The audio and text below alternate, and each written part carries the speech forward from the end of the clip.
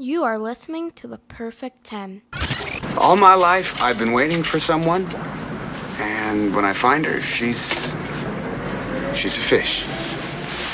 Nobody said love's perfect. My name is Kevin Reagan, and in 1985, I was 10 years old. My name is Kip Reagan, and I am 10 years old. Hey, Mr. Cornbeef. Cornblue. What you looking for down there? Buried treasure? Bocce ball! It's the saddest thing I ever saw. It's Bonanza. Behold the mermaid! Splash is a 1984 American romantic fantasy comedy film directed by Ron Howard from a screenplay by Lowell, Ganz, Babaloo Mandel, and Bruce J. Friedman, and a story by Friedman and producer Brian Grazer. And cinematography by Donald Peter. Ooh, nice. Or Donald Peterman. Make sure they get their Yeah, due. that kind of reminds me of in Spider-Man Coming Home or something. The one guy could not just say Peter Parker knows Spider-Man. And one try he said Peterman. Spider-Man. Peterman. That's all me. Am I fired? The film stars Tom Hanks, Daryl Hannah, John Candy, and Eugene Levy. The film was nominated for an Academy Award for Best Original Screenplay. A young man is reunited with a mermaid he briefly encountered as a boy and falls in love with her without knowing her secret. Released March 9th, 1984 by Touchstone Pictures and distributed by Buena Vista Distribution. Splash was a critical and commercial success, earning over $69 million on an $11 million budget, making it the 10th highest grossing film of 1984. Splash is available to watch on Disney+. Okay, so in this list I have right now. Is this your actor list? Yes. This is your favorite thing to do. So my list is weird. Your list is... First, where are you getting your list from? I know the internet, but is it just Google? Yeah, I go on Google. It doesn't really say what it's from. So, Okay. Yeah. Okay, you read your list, and then I'll kind of describe who the characters are based on what you say. Who's your number one person on the list? So this is Alan Bauer. Okay, that's Tom Hanks' character, so that's the main character in the film. That makes sense. He's the lead. Then, for some reason, second is Walter Kornblue. Okay, so that's Eugene Levy. He plays the scientist, questionable scientist, if you will, who is the big monkey wrench in this film's plot. Yeah. Then there's Freddie Bauer. That's John Candy, who we just talked about in Summer Rental. So that's really cool. So far we haven't gotten probably who the main character really is. Like, Alan Bauer is the main character. Yeah, no, she should be first. You think she should? Yeah, this is what the movie is about. If you took her away, there wouldn't be a movie. Yeah, you're right, but it's from his point of view. So usually, not always, but usually the point of view of the character is who the lead character is. I get it. They have so many of her point of views, though. So then it's Madison. Okay, now we have Madison. Daryl Hannah. Yeah, Daryl Hannah. Yep. Then Mrs. Simler. Yeah, that's Dodie Goodman. She plays the weird, eccentric receptionist. Do you remember why she's weird and eccentric? Do you remember what happened? No. She got struck by lightning. Oh, yeah. Which we will eventually get to another John Candy film we've talked about. Because you lately have been obsessed with people being struck by lightning for some reason. Because you asked me about it a lot. Mm-hmm. There's another John Candy film called The Great Outdoors that deals with the characters being struck by lightning. Do you remember any weird stuff that Miss... Oh, yes. What's some weird stuff about One, she was wearing a swim cap. Yeah, or shower cap. Yeah. Although I kind of wanted it to be like a wig cap, so then it's like, oh no, nobody knew I had a wig, but now I don't have a wig cap on. I just have the wig, then the wig cap. Also, she was wearing her bra outside of her shirt. That's such a funny sight gag from when I was a kid. Yeah. She also, in the very beginning, she tells Freddie and Alan that their father called. Oh, yeah. And he's been dead for the past, 6 years. Yeah. And she goes, do you want me to get him? Then Dr. Ziddle. It's Zidell, Dr. Zidell. Howard Morris, yep. Very famous actor. Yeah, then let me just speed through these. Sure. Mr. Byright, Fat Jack. Well, hold on. You're saying just the characters. You don't want to say the names of the actors? I'll say the names of the actors. Because that's Shecky Green. He's a very famous comedian. Then Fat Jack is A.I. Chesney. Fat Jack is the skipper of that tiny little boat where we see. And I think it's just Al Chesney. I don't think it's AI. Oh, I thought that was an I. Dr. Ross, played by Richard B. something. Scholl, yep. Scholl. Dr. Johansson. Oh, Johansson. Do you remember the scene where John Candy speaks Swedish? Hey, Roring. Jag hör en turf in Tom's penis. Because, Yeah. well, I won't say exactly why, because I don't think you clearly understood what he was saying, but... No, I did. No, you understood the subtitling of what he said, but he also tells his brother how he learned Swedish, which is a little questionable. How did he learn it? Don't worry about it. You'll learn when you're older.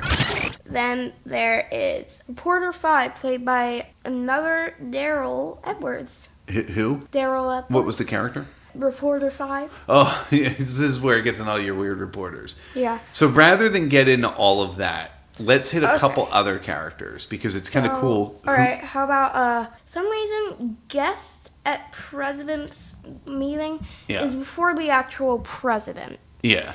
Okay. A lot of times they do this based on how big an actor becomes, because just because you play like a secondary role, or there are no small roles, obviously.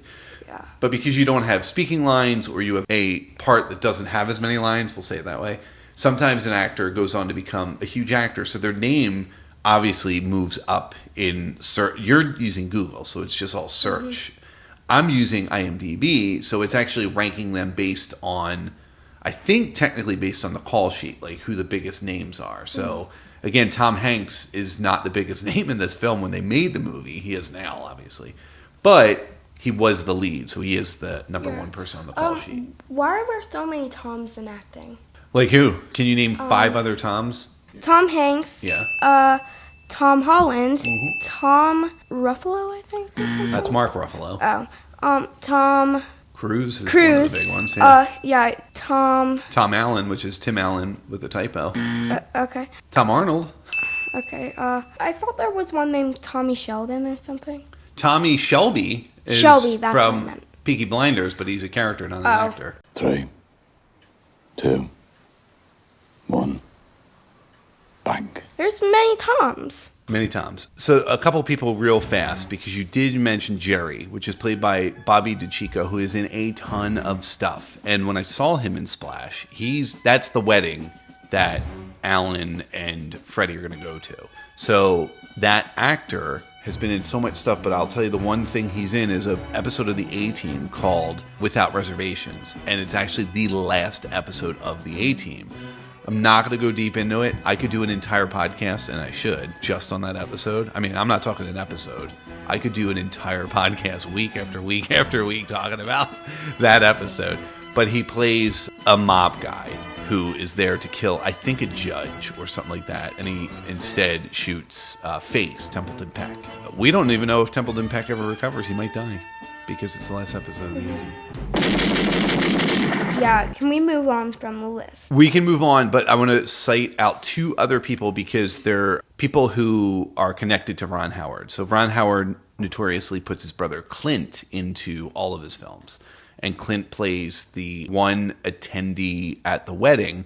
Everyone asks where Alan's girlfriend is, who has moved out. She's left him. Yeah, he plays Wayne Guest number 3. Yes, and he gets yelled at. Like, Alan keeps making excuses where his girlfriend is, and finally he goes, "She left me!" And he yells at Clint Howard, and Clint Howard just, like, surprisingly, he walks into the wedding.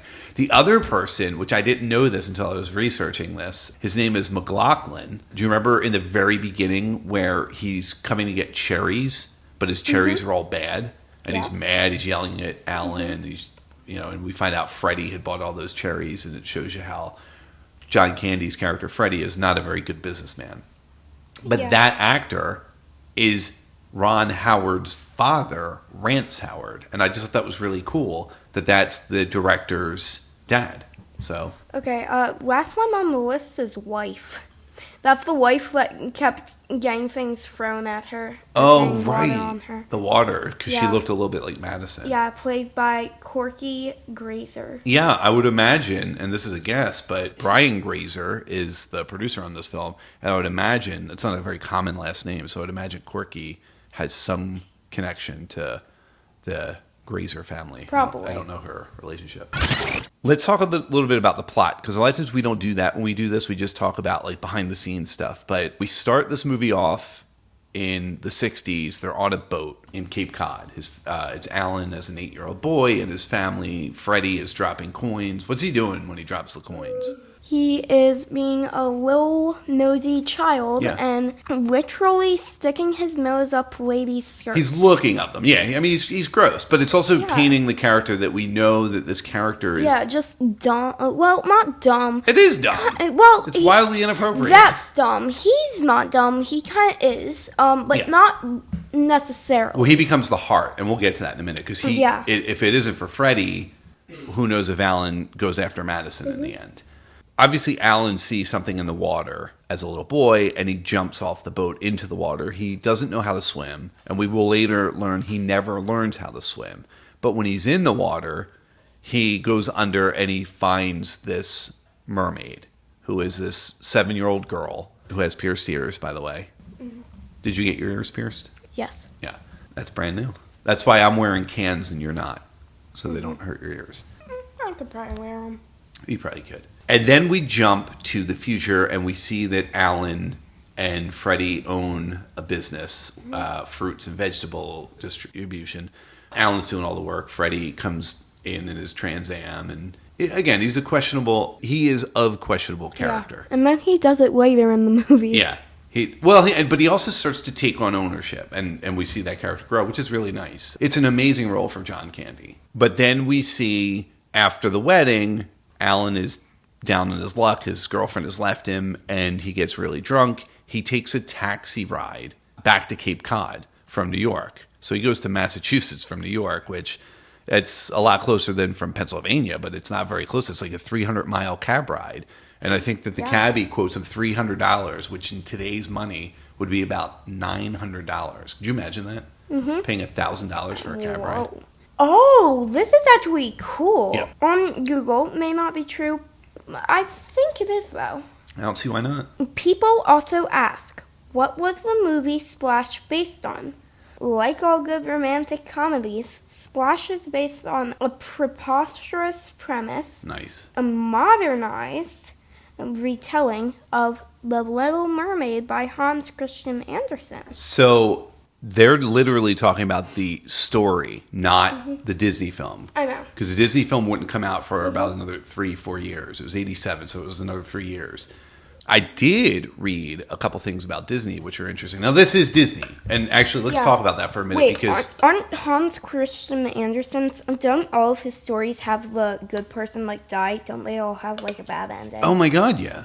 Yeah, Yeah. they're horrible. Like, the original Little Mermaid, she doesn't go back to, Triton, not to spoil stuff. And I believe she dies on the land. I don't think she lives with Prince Eric.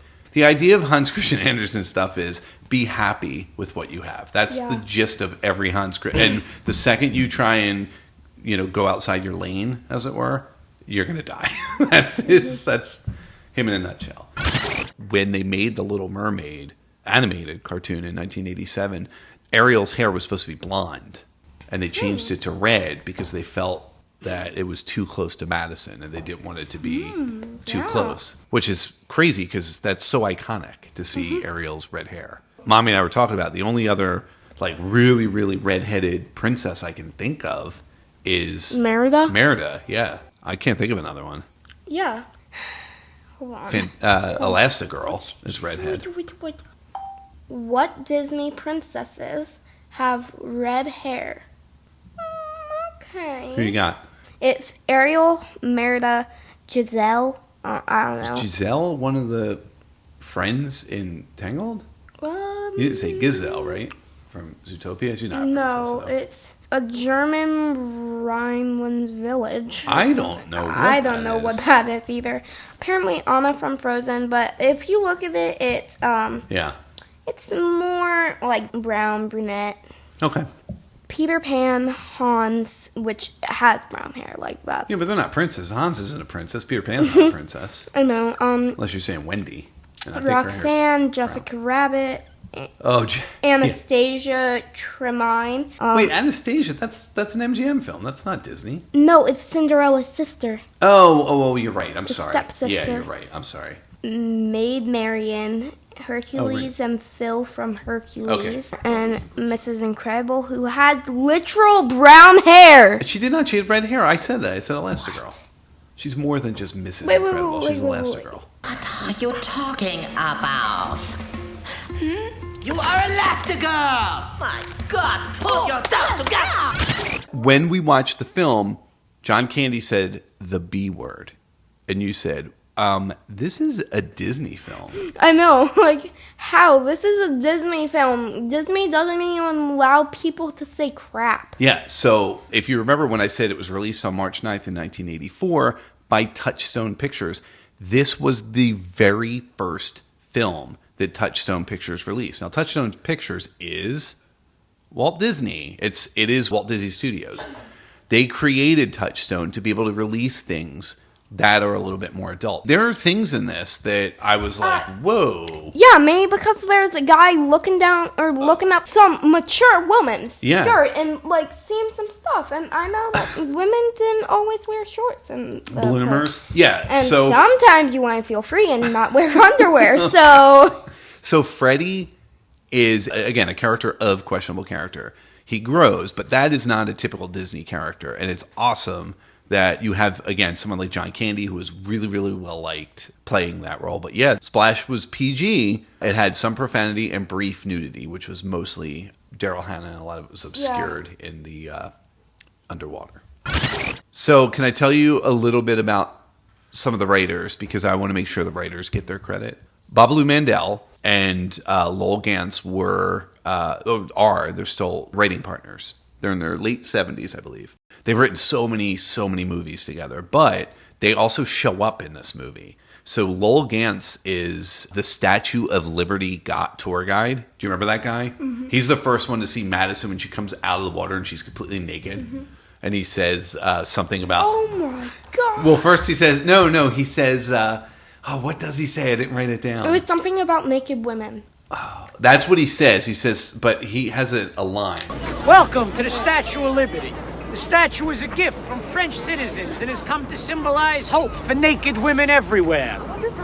Bocce balls! One thing real quick. This had nothing to do with the movie, but when I woke up this morning, I realized that I had a bad dream about eating a crunchy food and then my tooth was wiggly. Yeah. Yeah, that has nothing to do with this. I just wanted to state that. It might, because how did Madison eat lobster? Yeah, like with her hands, like... Biting right into the shell, right? Yeah. Oh, can I talk about that real quick? Yeah, go ahead. So, Daryl Hannah is known as a vegetarian. Yes. So, she apparently cried during that scene while they did it because she was so sad she had to eat a lobster shell, but they stuffed it with tofu on the inside. No, it was, I looked it up, it was water chestnuts and mashed potatoes. Nowadays, they would probably make that shell from scratch, but they took actual lobster and they gutted it out. They boiled, it was obviously boiled, and they gutted it out and they refilled it. So it probably still even smelled like lobster. Mm-hmm. So that's a tough gig to put on a vegetarian. I would quit right then. Well, I mean... Do be careful, madam. The plate is very hot. Thank you. These look terrific. She's really hungry. You want to talk more about Daryl Hannah? Because I think you liked her a lot. Mm-hmm. Yeah. So Daryl Hannah, obviously, is not a mermaid, for real. But she wore a mermaid tail that was designed by a visual effects artist named Robert Short. And the tail was fully functional. Like, it could move, it could do things. And when she would swim, she was so fast that her safety team... So she has a safety team if you're underwater. Yeah, of course. If you're underwater and you're filming, like, a whole scene, you're probably going to be down there for, like, an hour. You have, like, people that stand at the side holding, like, oxygen things. Yeah, they're literally under the water with you. Yeah. And they're just out of shot of the camera. Uh-huh. But she swam so fast they couldn't keep up with her. So they would have to, like, kind of move their butts to get close to her. And a big part of that was she was such a fan of Hans Christian Andersen's The Little Mermaid that even as a little kid, she would swim with her legs kind of mushed together as if it was a tail. So Me too. I know you do. It's very much what you do. Which leads me to, we have filmed our mermaid adventures, or what did we call it? Becoming a mermaid challenge. Yeah. On your YouTube channel. Private channel, by the way. Private channel. Yeah, you can't find it. But one of the things that we did was talk underwater and try and decipher what the other person's saying. And if you can, it means... Yeah, I think one was Ursula or something. Yeah. So this is a good point where, since we're going to be swimming with, again, I can't remember if it's your second cousin once removed or your cousin twice removed, but we're going to be swimming with McKenzie, and we could do a little bit of mermaid stuff and put it in right here. All right.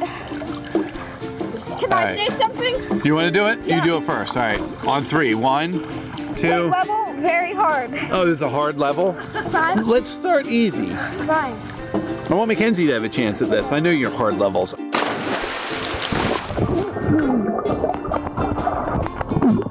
I have no idea. What do you think she said? Let me try one more time. All right, let's do it.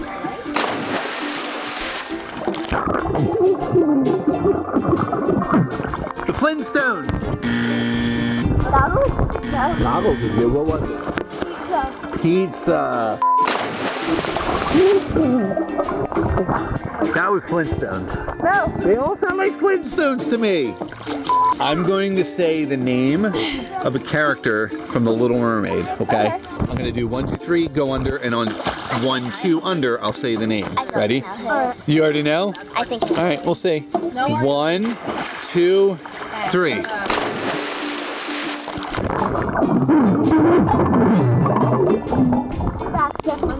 What do you think? Sebastian. You're both right.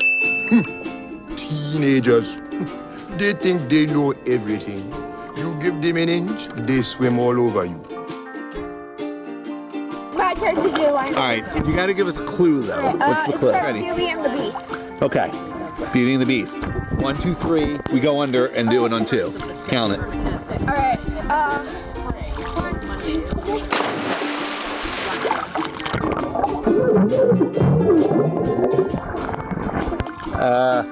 Gaston's smelly butt. Oh.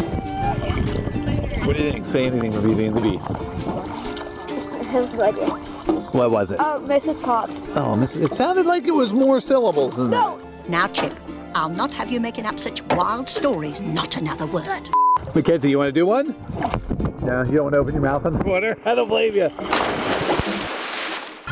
Yeah, so Daryl Hannah, it was so uncomfortable taking the tail off that she just wouldn't, and told them, just leave it on me. So when they would go to lunch, at first they would actually take her with a crane and bring her out of the tank and put her on the side, and she was so uncomfortable because she couldn't move.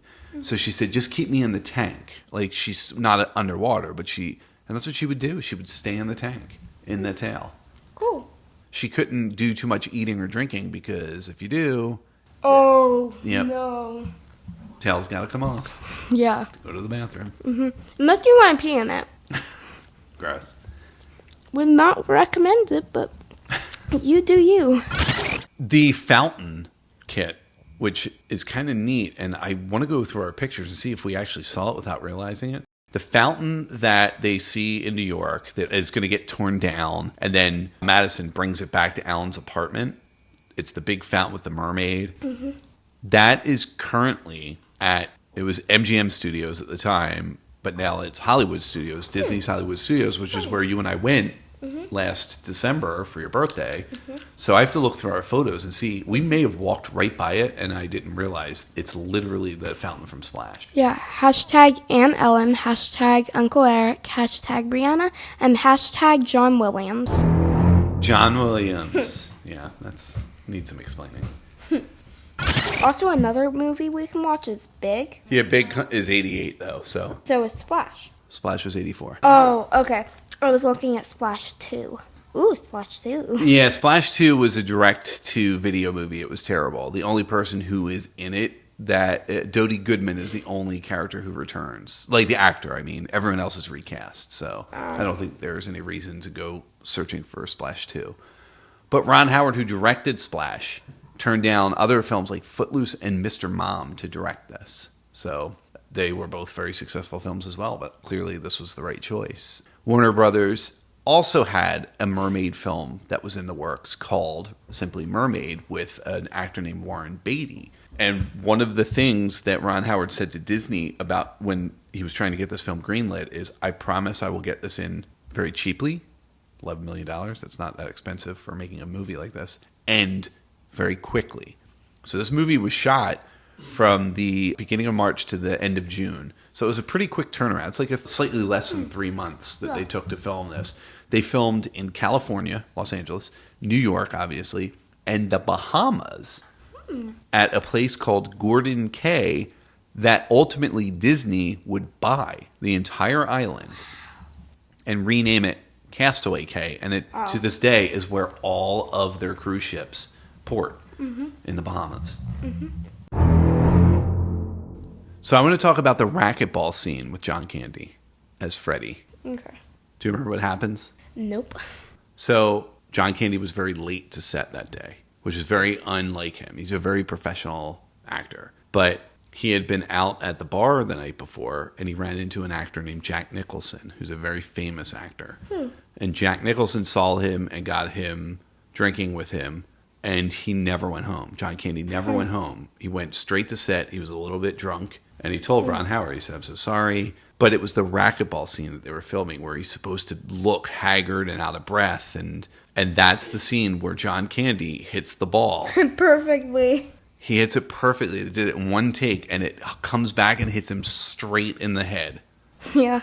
It's so good. But yeah, that was a very hungover John Candy in that scene. Let's talk about the name Madison. James Madison. James Madison, the president. The road they were on was literally named after James Madison. Madison Avenue. He even said in the movie, Madison's not a name. Do you know Madisons? People named Madison? On YouTube, yeah. Well, don't you play softball with a girl named Maddie? That's short for Madison. Oh, I didn't. Okay, yeah, Maddie. I know like one, maybe two Maddies. I know a couple. We were at a party this weekend. Mason's cousin was named Maddie. It's short for Madison. So Madison was not a name, not a first name. And then after this movie came out, and more to the point, after this movie came out on VHS, that name took off. So the Social Security Administration said in 1990, Madison was the 216th most popular name. And then it just continued to grow from there. In 1995, it was the 29th most popular name. And in the year 2000, it was the number 3 most popular female name. What was the number 1 too? I have no idea. I didn't do that kind of research. Oh, okay.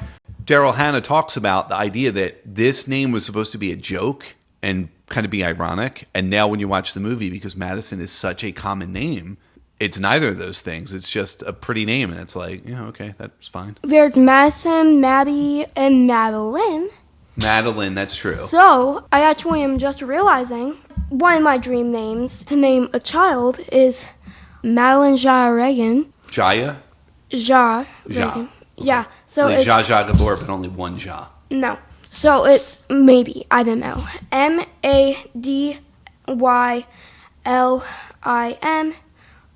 for Madeline, and then for Ja is Shzire. My goodness. And then Reagan is just Regan. Yeah, okay. When we get into Watch, Read, Play, Listen, I think one of the things that we might talk about that we've been watching is a little thing on YouTube, the channel called Inside the Magic. Yeah. Where we watch, what is it that we watch? Disney Trivia. Disney Trivia. It's Props done to like Jeopardy. him. Props to him. The guy that does it. Yeah, Brian Perry.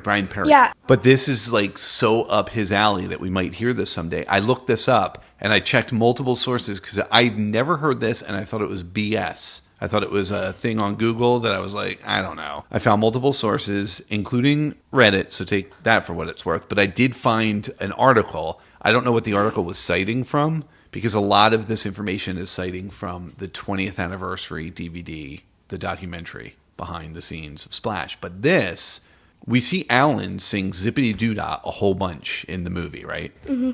Zippity Doo-Dah, Zippity Doo-Dah. Do you remember what movie that's from?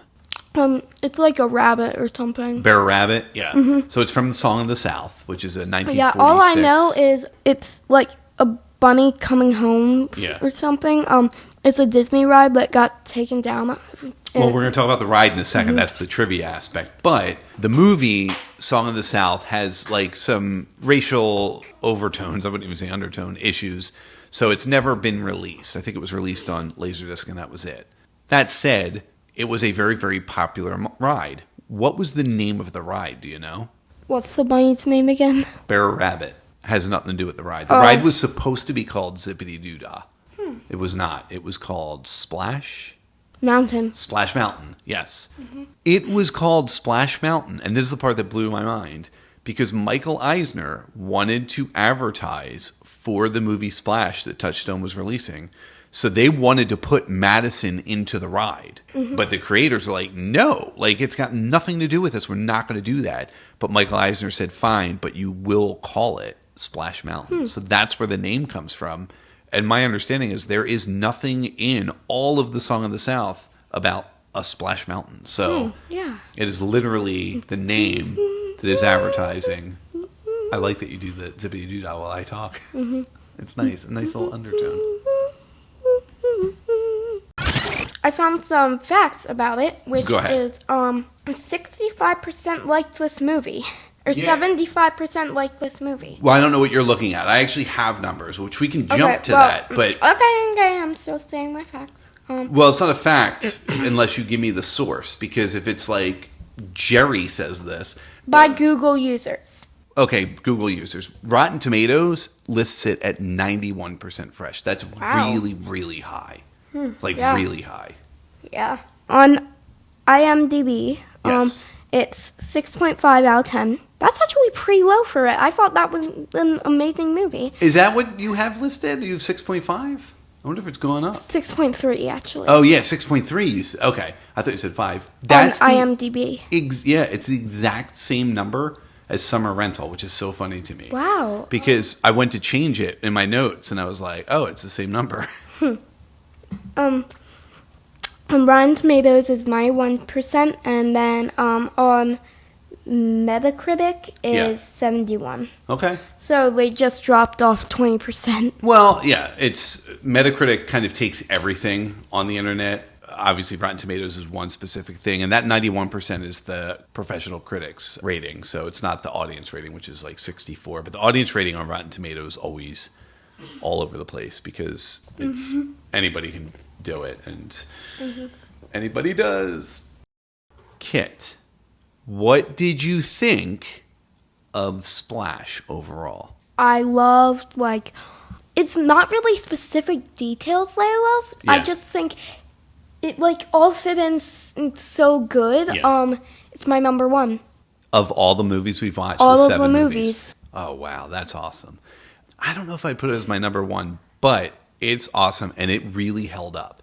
And I'll be honest, I was as a dad watching with my 10-year-old, knowing some of the things that were in it, knowing that it was the first Touchstone picture, I was a little uneasy. And there is some stuff in there that goes over your head that as you get older, you'll rewatch this and you'll go, oh my God.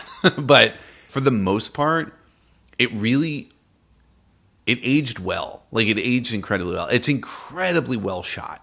And that's a credit to Ron Howard and to the cinematographer. What was the cinematographer's name? Do you remember? Donald Peterman. Oh, that's right. It's probably Peterman, but yeah, that's the whole Peterman. It's so beautiful. The underwater stuff is beautiful. The New York stuff is beautiful. Cape Cod stuff, everything.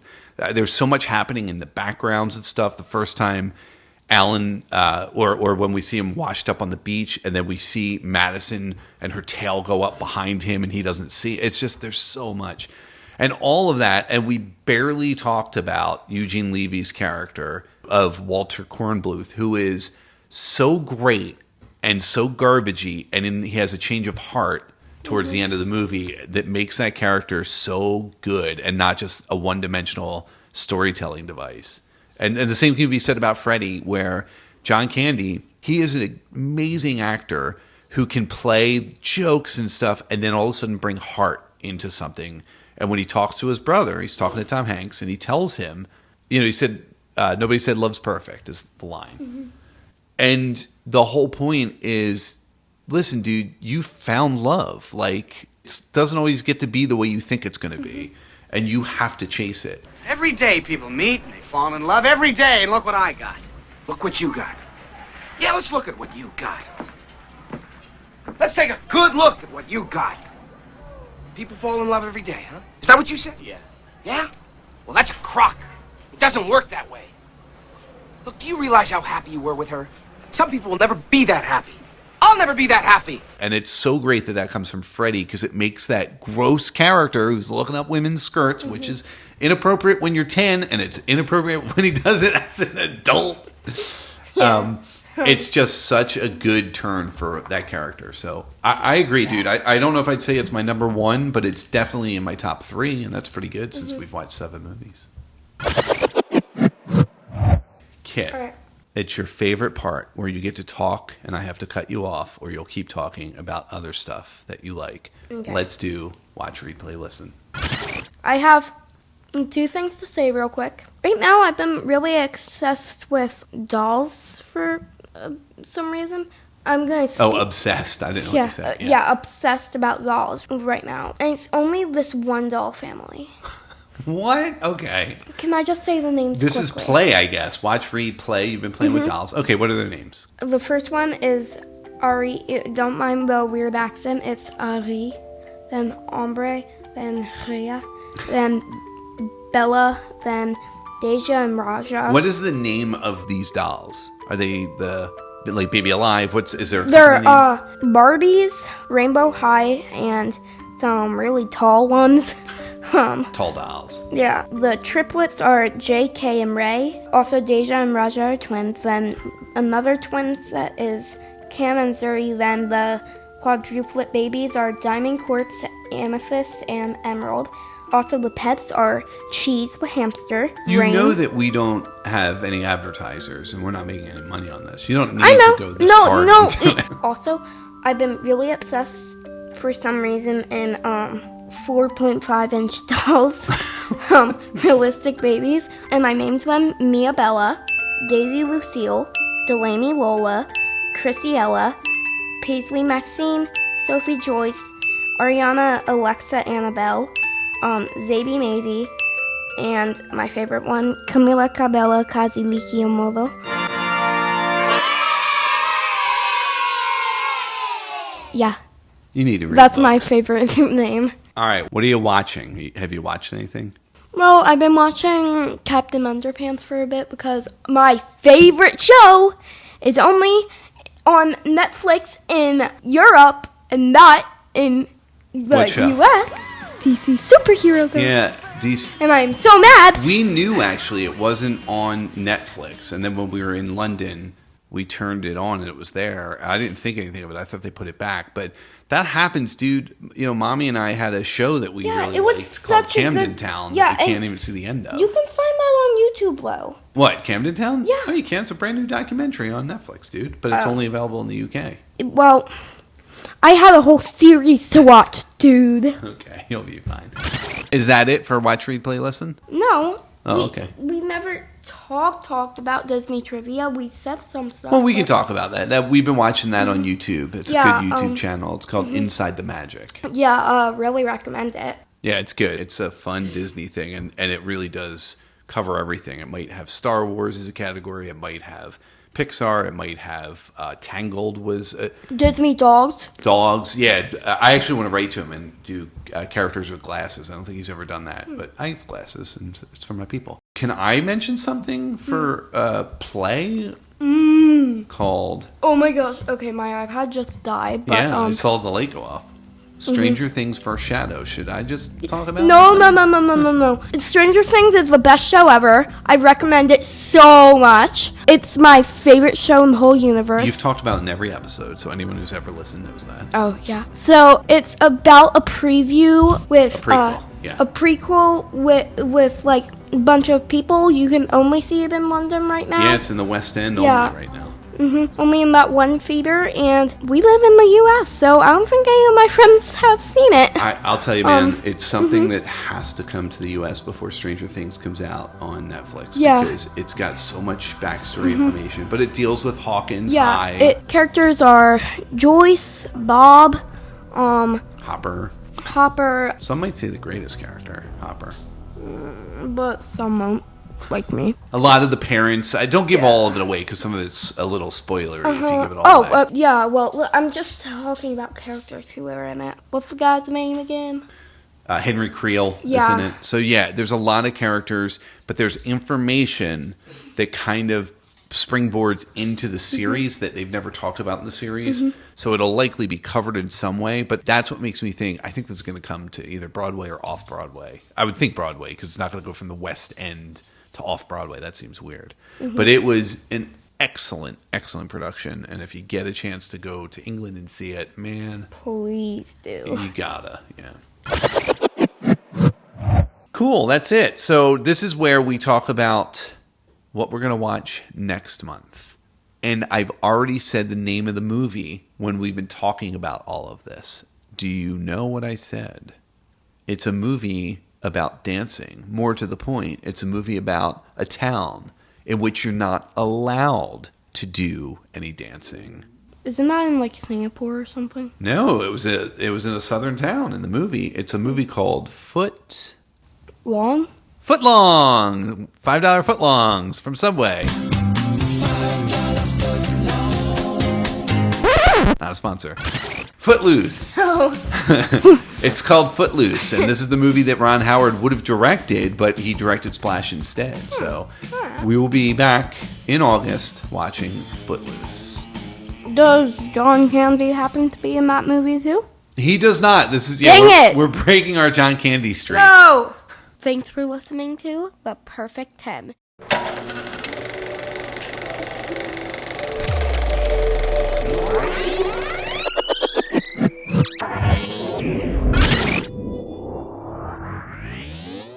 All right, say something clever and fun at the end. Bye-bye.